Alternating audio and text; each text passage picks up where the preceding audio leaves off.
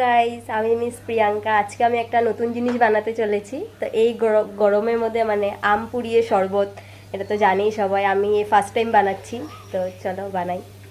আমটাকে ফার্স্টে ভালো করে ধুয়ে নিয়েছিলাম, তো এখন পোড়াতে দিলাম। তো পুড়িয়ে নিই, তারপর এটাকে আবার বানাবো শরবত।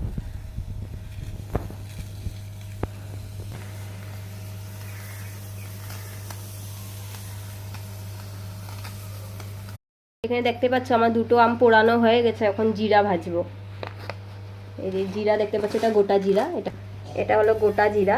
গোটা জিরাটাকে আগে ভালো করে এটা ভেজে নিতে হবে। দেখতে পাচ্ছ এখানে জিরাগুলো ভালো করে এখন পেস্ট করব, মানে ভাজা হয়ে গেছে পুরো। তো চলো পেস্ট করে নিই। দেখতে পাচ্ছ আমার জিরা এখানে পুরো পেস্ট হয়ে গেছে। তো আমার আমটাকে ছুলে নিই, আমের বাকলগুলো উঠাতে হবে। তো পোড়া অংশটা ফেলে দিতে হবে। ঠান্ডা জলের মধ্যে আমগুলোকে ছেড়ে দিই, দেখতে পাচ্ছ। তারপর এগুলোকে এখানে ভালো করে কষলাতে হবে, মানে আমের এগুলো ছাড়াতে হবে। আমটা মাখানো হয়ে গেছে ভালো করে জলে। এবার নুন দিয়ে দেব পরিমাণ মতো। এবার চিনি দিয়ে দেব পরিমাণ মতো। এখানে আমি লেবু দিচ্ছি। লেবুটা অপশনাল, তোমরা চাইলে নাও দিতে পারো। তো আমি যা সেন্টের জন্য দিচ্ছি, এটা সেন্টের লেবু।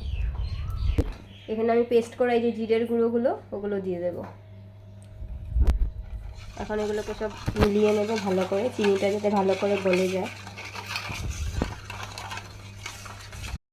এখন আমগুলোকে ছেঁকে নেব ভালো করে। ছাকার পরে গ্লাসে সার্ভ করব। এখানে শরবতটা আমাদের পুরো কমপ্লিট হয়ে গেছে। দেখো আমি গ্লাসে সার্ভও করে নিয়েছি। এবার টেস্ট করে দেখি।